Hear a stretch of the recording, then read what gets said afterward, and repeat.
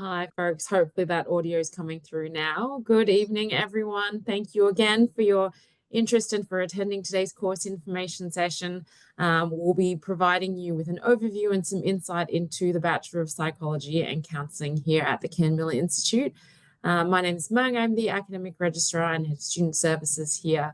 And I'm also very, very pleased to be able to welcome Professor Linda Byrne, who's our Dean. We'll be giving you a bit of an overview of the course today, and you'll have an opportunity throughout the session to ask some questions in the Q&A. So definitely make sure to use this opportunity to really get to hear from both Linda as well as Joshua, one of our student representatives. So very pleased to be able to have some experiences shared from both faculty and a student. And as mentioned, would really encourage you all to take this opportunity to ask those questions and hear from their experiences. Before we get started today, I also did want to commence with an acknowledgement of country and recognize that Ken Miller is founded on the unceded lands of the Wurundjeri peoples of the Kulin Nation. We pay our respects to their elders, past and present, and acknowledge their deep, enduring connection to land, waters, and community. We acknowledge the richness and value of their accumulated cultural knowledge spanning vast expanses of time, and extend this respect to all Indigenous peoples of this continent and adjacent lands, as well as to any First Nations people who engage with the material today. As I mentioned, I'm really glad to be able to have both Professor Byrne and Josh here today to give you their thoughts on why Ken Miller and specifically why the Bachelor of Psychology and Counselling. And so I'll pass it over to Professor Byrne. Thank you very much, Mung, and thank you for joining us too, Josh. And we'll hand over to you at some point to get your ideas about how you've found the course to date. So I guess we'll just start with a bit of an introduction about us. So the Ken Miller Institute has been around since 1961, and we've been a higher education provider since the mid-2000s, well, offering psychology, counselling and psychotherapy courses. Here we have a really high number of our staff that are experts and practitioners. So many of our staff are psychologists, counsellors and psychotherapists, and they also obviously do research as well. We have quite nice facilities. We're at Hawthorne East. We do also have some online programs. We won't talk too much about those today, except where they do overlap with this particular bachelor program too. We provide study support, research support, and also equity support as well for our students. Across, in addition to our higher education offerings, we do also support vet courses. We have professional development courses and short courses as well. And so many of our graduates come back as alumni and benefit from our professional development that we run through here as well. Now, we're a non-government organisation and we're also a not-for-profit. So while we're not funded by the university, by the government, the funds that we receive from our donations and from our tuition fees goes back in to support our courses and also to support our community. So we run a number of clinics within Melbourne where we offer free or very low cost therapy and assessments as well. And we talk very much here at Ken Miller about the triple helix, where we have the interweaving of our education arm and our training, research and our clinical practice. We believe that all of these things go together to ensure that we have evidence-based practice, that we're engaging with our students in that way to train professionals for their jobs in the future. Could I have the next slide, please? So just a little bit about, I guess, the difference and overlap between psychology and counselling and psychotherapy. So they are related disciplines, but there are some differences around that. And so this particular course is a combination of both psychology and counselling and psychotherapy. So if we look at the circle with psychology, we talk about it being a science-based, evidence-based practice.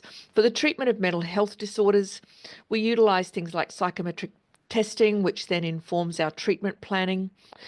It's also a protected title, so you can't call yourself a psychologist unless you have gone through a particular training pathway and are registered with the Psychology Board of Australia and sit under AHPRA.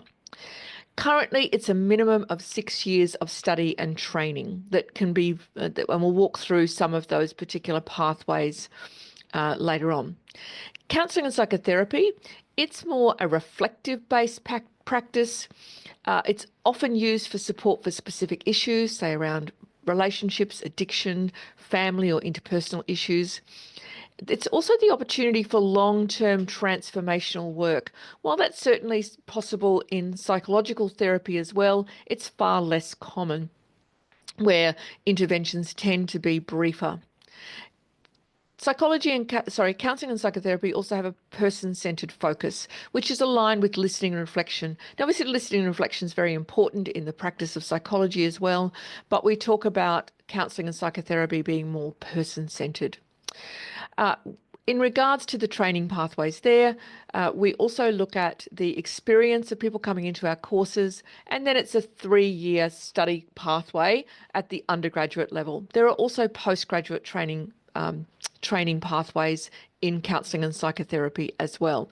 So if we look at the overlapping areas, both are evidence-based practice.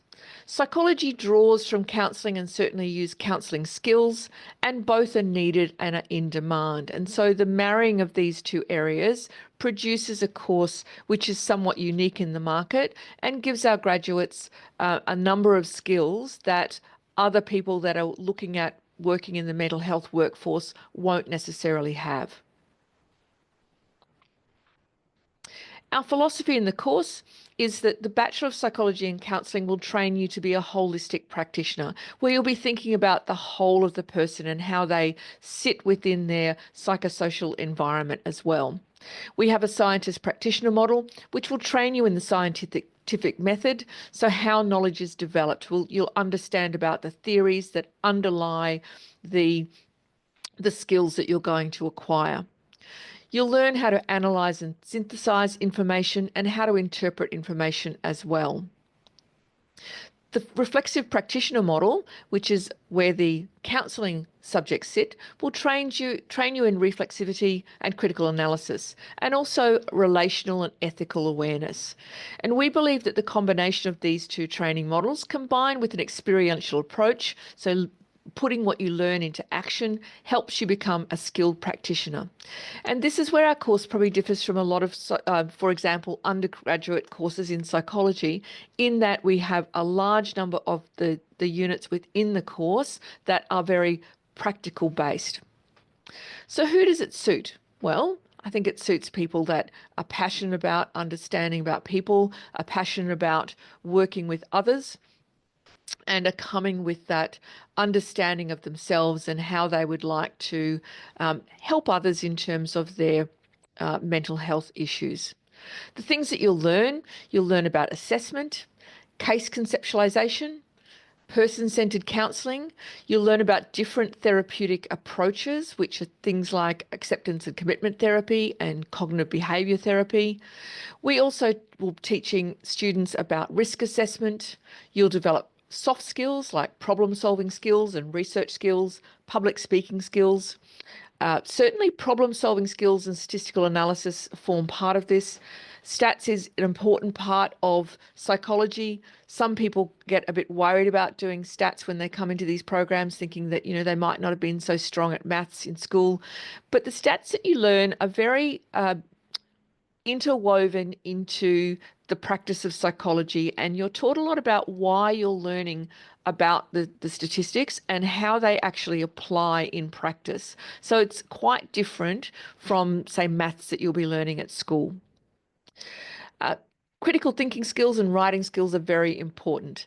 And in your 3rd year, you'll also go on a placement where you'll get to work with real clients in a supportive, supervised counselling placement.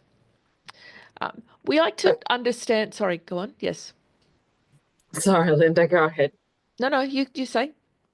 So I was just actually before you continued on, I did just want to pose this question to Josh if he's there. Yes. And similarly back to you, Professor Byrne, after we hear from Josh. But I guess I wanted to ask from the student perspective, why, Josh, why were you passionate about psychology and counselling, and why did you feel like it was the best fit for you? Thanks for Thank you very much.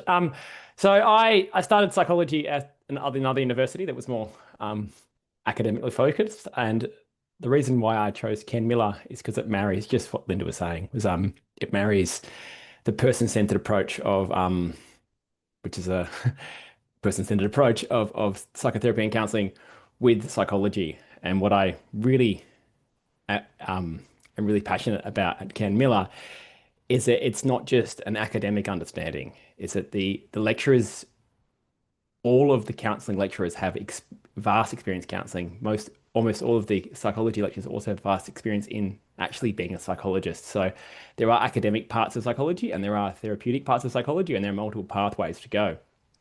What Ken Miller offers is a genuine home for both modalities, and a really tight-knit community where the classroom is a little bit smaller, but you get genuine relationships with your fellow students and with your lecturers. And the amount of experience you gain if you're interested in becoming a therapist at the end of this undergraduate degree, if you're going in the counseling route or the psychologist route, like I'm about to graduate this year in an undergraduate, and I'm going to have more experience, I think, than if I'd done a master's at another institution. It's quite incredible how much practical knowledge that you gain. Is built in, yes. Yeah, it's And it is, incredible. and Josh, I think you'll probably agree with this, that one thing I've been an academic for a really long time. I'm also a psychologist, but one thing that comes out in student feedback from multiple universities around Australia and probably around the world is that the one thing that people say they wish they had more of in their psychology degree is practical skills. So there are very few courses around Australia. There are some exceptions where there are maybe one or two counselling subjects within the psychology course. Sometimes they're electives, sometimes they're not. But generally speaking, it's not really skills based until you get to that postgrad level in psychology. And so this is a course where we've actually done exactly what graduates of psychology programs have asked for, and that's put more skills in. But we've done it from the framework of understanding, because counselling and psychotherapy is the other discipline that we champion here, and marrying those two together means that it is very focused on that skill development as well as the theory and the evidence-based practice that you'll get from your psychology major as well.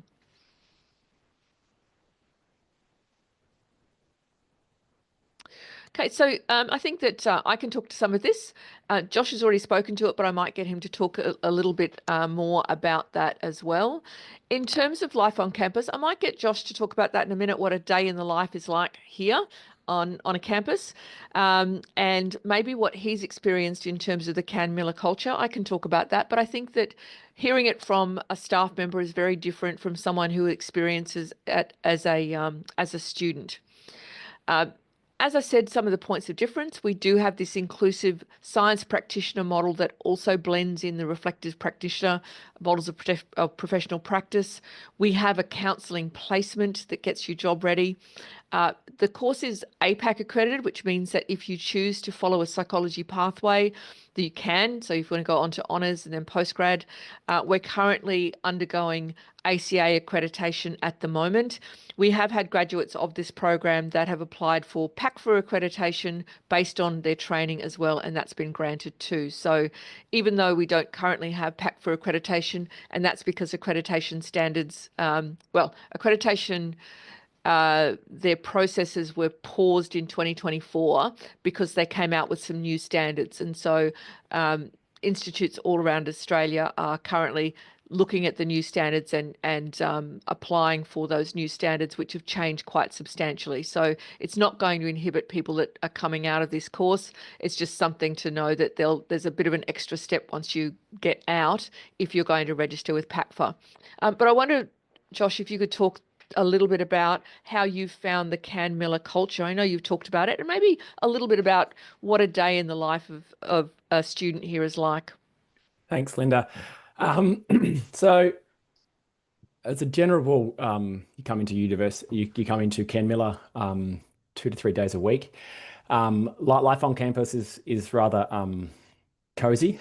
There's a number of the vibe in the classroom is almost always incredibly warm, as it is a person-centered kind of centric. There's slightly smaller class sizes, so anywhere from kind of 5 to about 12, depending on the unit. And there is a large variety of assignments. So a lot of times there's a prac. So we've had recordings for practical assessments. We've got obviously your classic group assignments, and then a huge variety of assignments. But there's also a huge amount of support with that too. If you have any questions, the lecturers have got such a wealth of knowledge, because the lecturers that are teaching you the information, and oftentimes it's in a lecture and tutorial form factor, so that you can really ask the questions and delve deep. They're not just graduate honours students. They're people who have been in the field for 10, 20 years often. The culture in Ken Miller, I'm obviously a huge fan. It's a huge variety of different kinds of people and different kinds of ages too. So there's people from 18 all the way up to I think 55 is one of our oldest people there, from a huge variety of backgrounds, and not just a variety of different ethnicities, but also different thoughts. So lots of a huge variety of minds coming to study. It's mainly on campus with some online units. It's one of the draw factors for me was that it's so on campus, and it's so in person, and so you can really build bonds with your students and also with your kind of professors. And look, I'll talk a little bit about that in a moment, because, Josh and I, we've had some discussions about the fact that, he chose Cam Miller specifically for the in-person experience. We do have some of the units in the undergraduate that are combined with our graduate diploma of psychological science, which is what we call an APAC level 1 course. So it's the same level as a bachelor course, and it's an online course, and we did combine some of the classes. So some of the bachelor students need to do some of their units online, and we did that for a number of reasons, in order to have students that were exposed to kind of larger classes, because the bachelor and the grad dip are both pretty small, but also because the same content was being taught across too. And because we're a small institute and we're growing our bachelors, it was important for us to actually introduce some of that modality. It's only a few courses across the 3 years, but the reason that I'm talking about it is because it's a fact it's in there at the moment, but also that Josh had an opportunity to talk to me, the dean, and the class talked to me about how they felt about that. I was very straightforward and honest about why we needed to make those changes.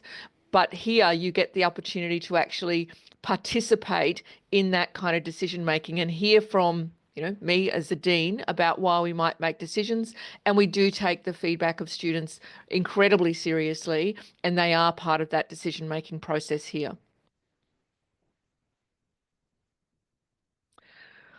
Selection process, it's all there. And in terms of applying, you can apply via VTAC, or you can apply directly to us. I think that there are some caveats to that, Meng, are they, in terms of our application processes? Yeah, absolutely. So happy to speak to this slide actually, Linda. Yeah, so for any students who are considering applying for the undergraduate program, I would actually really encourage you all to consider booking an individual admissions consultation. So we do offer one-on-one appointments for prospective students to meet with our applications team and get really tailored advice about how exactly should you apply, what information will you need, how can you put your application together. As Professor Byrne mentioned, you can apply through VTAC or to us directly, depending on your circumstances. And again, that's why I'd really encourage you to consider one of those consultations. But in terms of entry requirements, we do have really flexible ATAR pathways and really prioritize considering candidates as a whole person. So students from kind of diverse backgrounds or diverse life experiences do also have entry pathways into the course. For the most part, in terms of supporting documents, you will require recent academic transcripts if you are coming from an alternative study pathway, or you can also submit a CV or a resume if you are applying on the grounds of kind of work or life experience. It is also open to international students, so you will need to provide proof of identity and your citizenship status, sorry. But again, as I mentioned, there's loads more questions that you may have, which you might want to reach out to our team about, or you can have a look at the website where we do have a number of FAQs and more information about the specific course. Linda, I'll pass this one back to you. Okay, so this is just about the course structure, which all looks pretty kind of boring, but I'll just go through that. So in the first year, this is just a suggested course structure. So you can do things in a slightly different order, but we just do have set it up so that you can progress through in a particular way, where we're starting out with the foundation subjects. So in the first semester, you have foundations of psychology, which just gives you a bit of a light touch across a whole range of different areas of psychology that you'll then have more of a deep dive as you progress through your degree. We have the research methods, which is the first level stats, and that's probably the least scary stats that we step you into what you're going to have across the course. Then you're going to learn about counselling theories and models, which will set you up for your other counselling units. And then development across the lifespan, which is around developmental psychology, and it's a really interesting unit that most people really like. Then in the second semester, you have behavioural psychology and learning. So here you'll actually learn some practical skills around behaviour analysis and behaviour modification as well. Then you have cognitive psychology, and then you start some practical skills around, well, the behavioural psychology has some practical skills, but then the person-centred counselling is where you will really start to gain those counselling skills.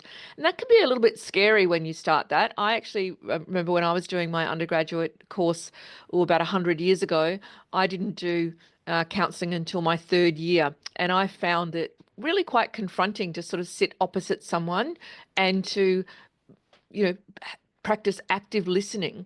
It's something that is a little bit confronting, but you'll get lots of practice right from your first year. So by the time you're in your final year and going off on placement, you're highly skilled in those micro and macro counselling skills. You also learn about ethics. Ethics underlies both psychology and counselling. We have very similar codes of ethics, or codes of conduct now for psychologists. And so you'll be learning about ethical paradigms, ethical philosophy, and also, some ethical dilemmas and how you might go about using ethical decision-making models to solve them. In your second year, you then step up to another research methods unit. You've got social psychology.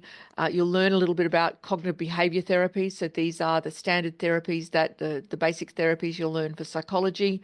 You'll learn about psychology, psychopathology and mental health. So this is abnormal psychology, when something goes wrong in the way that we think.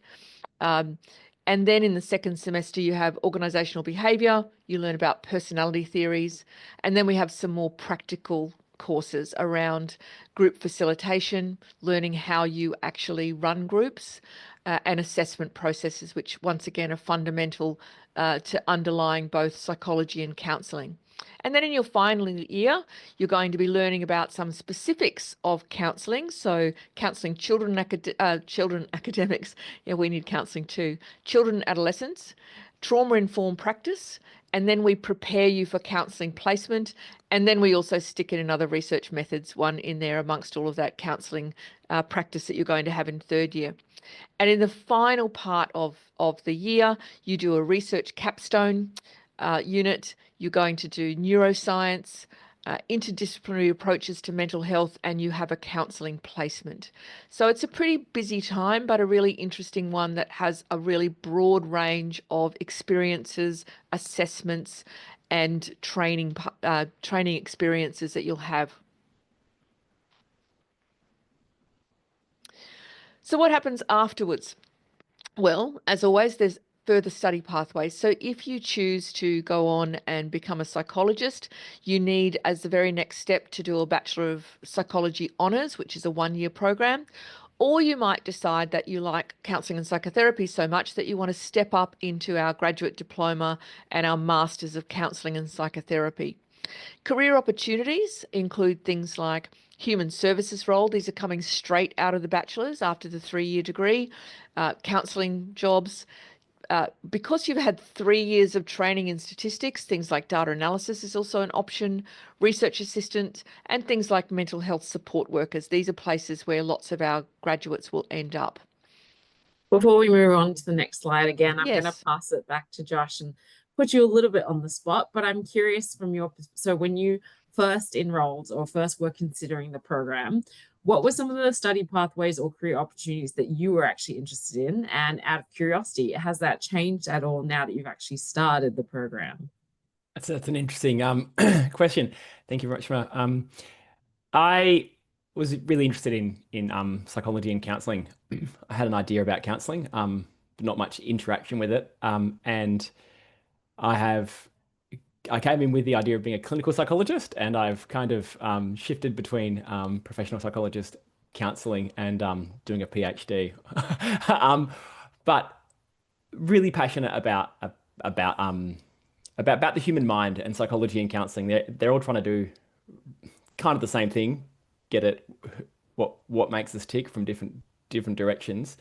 But yeah, I'd say my interaction with counselling psychologists in particular at Ken Miller has been a huge factor in kind of pushing me in that direction. Yeah. And Josh, any reflections on what I said about, my first sitting in a classroom in my first counselling subject? It wasn't until my third year and I found that really quite confronting. In fact, I found it so different from what I was studying, and that I thought that I'd made a massive mistake in terms of my whole study pathway. I just went, oh my God, I've just spent 3 years, and I'd actually started in economics and law, and switched from economics and law to law, and then I was almost at the end of my psychology degree when I went, oh, I've made a terrible mistake again. What am I going to do next? Just because of counselling. Now, obviously, I got over that in time. But what were your thoughts the first time you sat in a counselling class? Look, it's very different. Psychology tends to be quite academic. It's not always in practice. It's not so academic, but in when you learn it, it is. It attracts academics. I'd say the counselling side of things is one of the differentiators of Ken Miller. It's a different vibe entirely. You're suddenly walking into a classroom where feeling is the number one thing you're doing rather than thinking. It's not about coming up with different theories. It's about truly knowing how those apply to your own life and how you can use them in process with a Yeah. potential client. And even if you don't decide to be a counselor, the amount of growth that I've had personally from doing all this through the counseling units is quite incredible. The ability to sit and listen to others, I think, as well, rather than lots of conversations we have as humans, is waiting for the other person to finish so that we can have our say. And this, pathway really teaches you to actively listen, to deeply listen. Yep, entirely.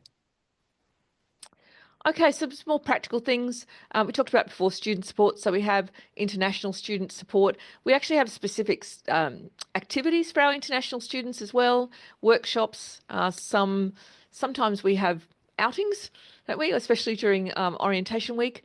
We have academic support. We have an amazing academic support person who schedules one-on-one learning support and academic skills for our students.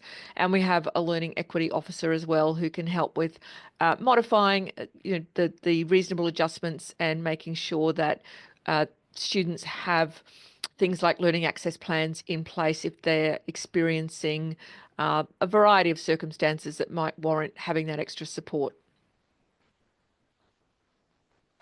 Tuition and fees, always an unfortunate part of this. We don't have CSP places here at Ken Miller. We do try and keep our prices our fees as low as we can, considering other courses in the market. We do have fee help loans that you can then pay off later on once you start working as well. There are some external study loans, and then you can also pay your fees up front and direct. Applications are open now, and they're open until January. We can apply through VTAC. There are some exceptions that you can apply directly through us, but as Mung said before, schedule a time to meet with one of our advisors around to talk more about either the application process or the course itself. We do have part-time pathways available as well, except obviously if you're an international student, then you need to be on campus full-time. And it is a pathway to ARPA registration after further study in psychology. Questions? Happy to take any questions. So I'm sure Josh is happy to take some too.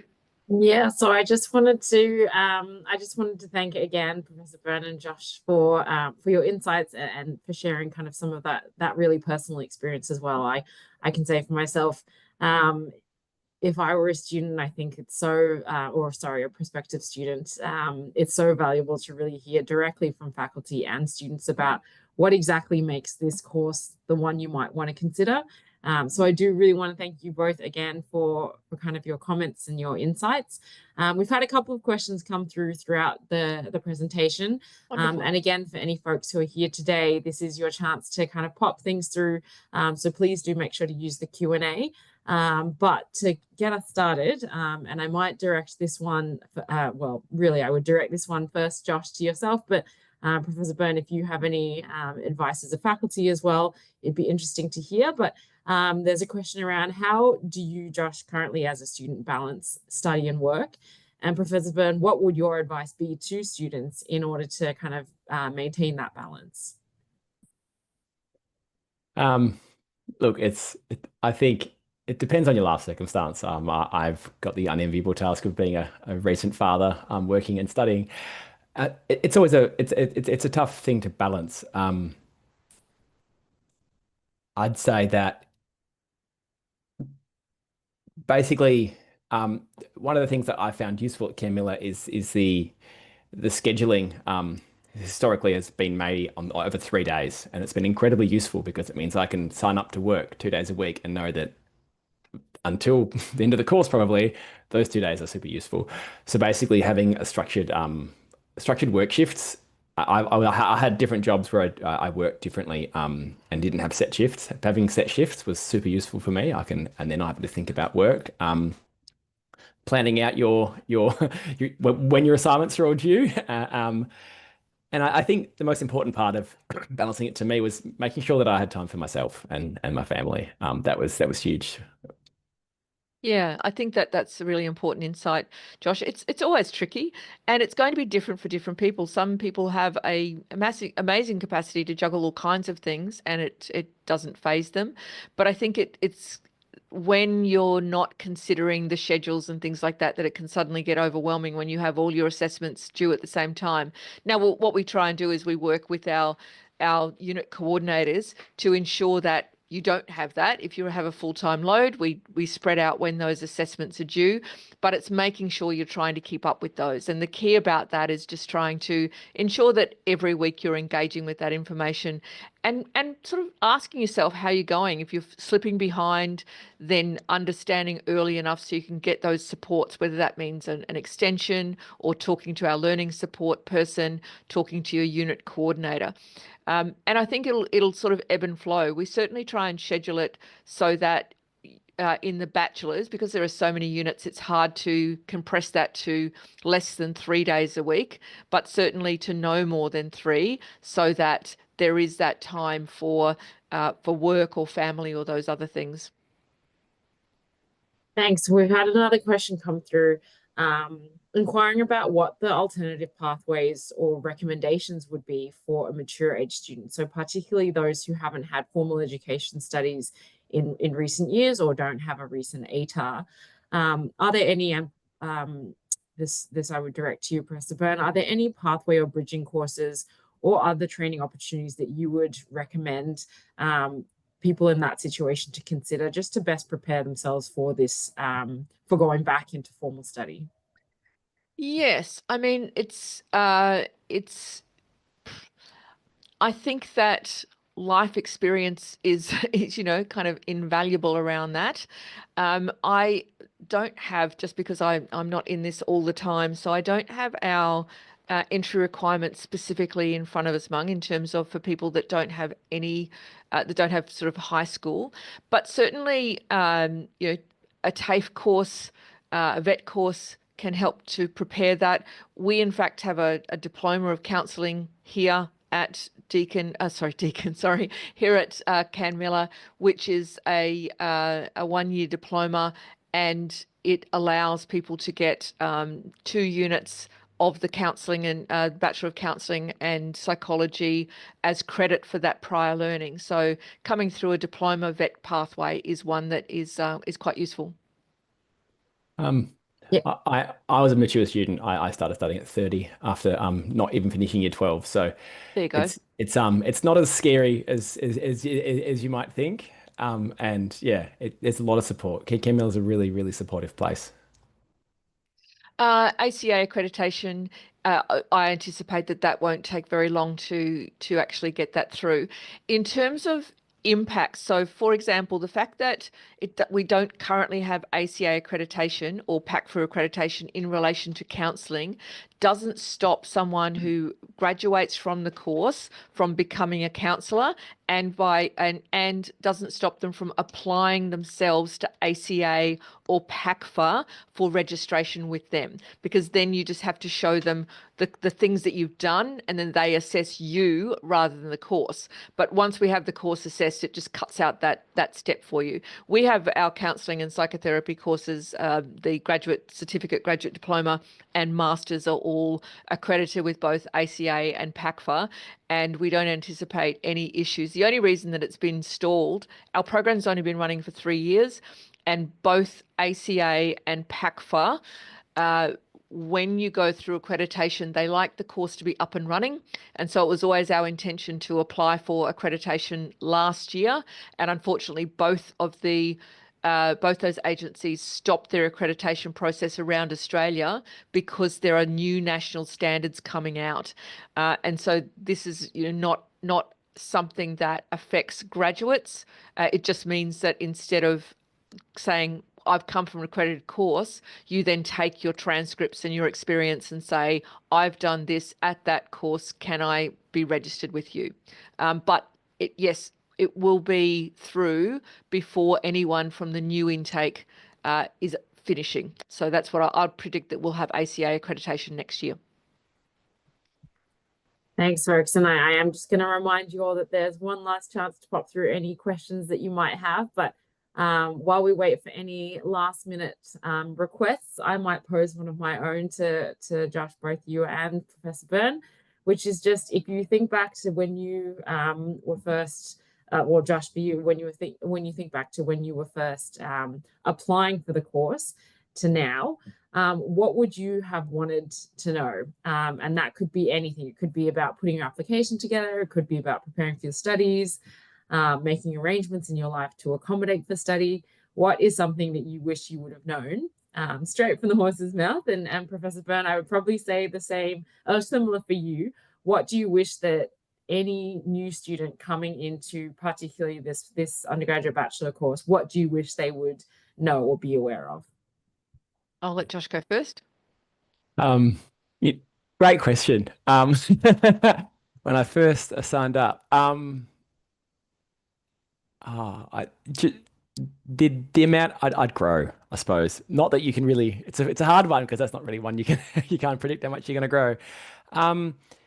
But what I'd want to know.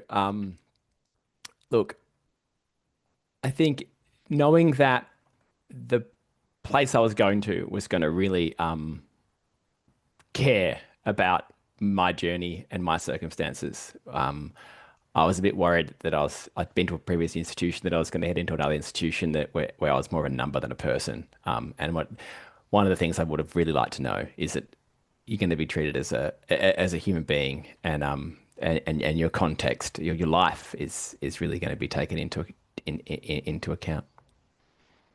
Thanks for that, Josh. I think for people coming in, one, it is about that growth. So where you start is not where you finish, in terms of your understanding, not just of the information that you're going to be exposed to across the course, but about yourself.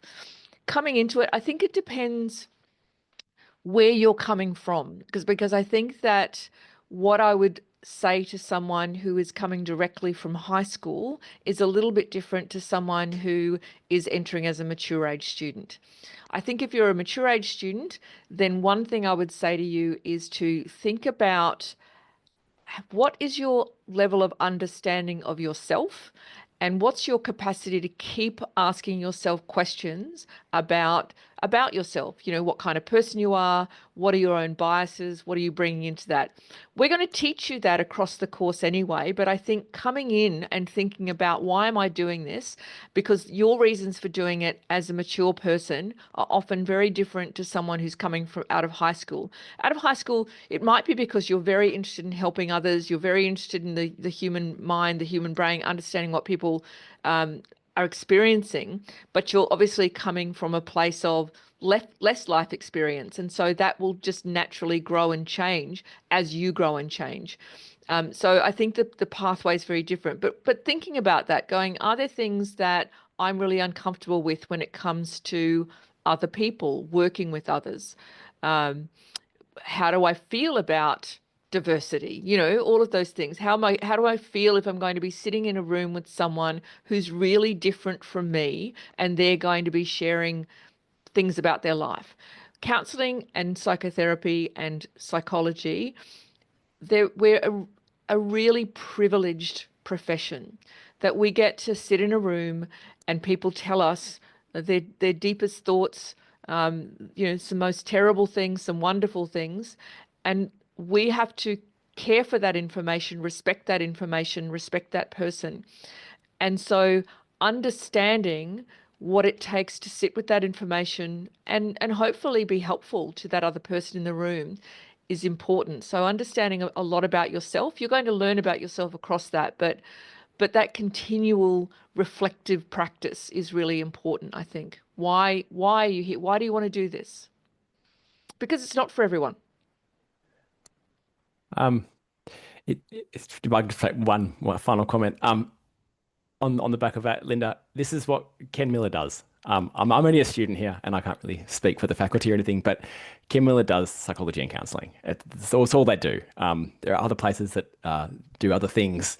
This is where, yeah, there is one of the biggest thing that I've had being a student here, and I've loved every minute of it, is the fact that this is all about humans and how they tick, and psychology and counselling, and giving me the tools to become the best counsellor or psychologist that I can be. And that's just been amazing. Thank you, Josh. I think that's a good place to Thank end. you so much. Yeah, it's a lovely ending comment. And I, like I said, do just want to really thank both of you again for your time and for your contributions. Can't state enough how valuable it is for prospective students to hear those experiences. But also for those of you who attended today, thank you for your interest in the course and in our Ken Miller community. We really do hope that you've been tempted, and we hope to welcome you to our school soon. As I mentioned earlier as well, if you do have any questions, want more information, or think that it would be valuable to take advantage of one of those one-on-one consultations, please don't hesitate to reach out to our team. You can contact us via email, book a consultation online on our website, and versions of this recording will also be shared with each of you, as well as posted to some of our platforms. So do keep an eye out for that. And as I mentioned, we really hope to see you as part of our community soon. But for now, have a great evening, and thanks again for your interest today, folks. Thank you all. Thanks, Josh. Thanks, Mung. Bye. Thank you.